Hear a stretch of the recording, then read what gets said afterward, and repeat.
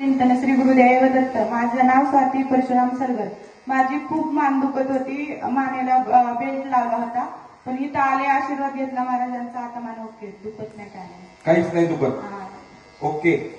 डॉक्टरांनी सांगितलेले मानेची गादी सरकली आहे, बर. 2 नसा दबतात आहे. आता काय होणार नाही ऑपरेशन वगैरे, पण जे दुखायला त्रास चालूच होता.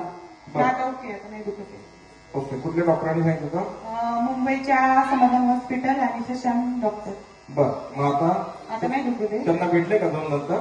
नाही का भेटलं? ताई सांगतायत की मी मुंबईहून आलेली आहे आणि मुंबईमध्ये कुठं राहिला?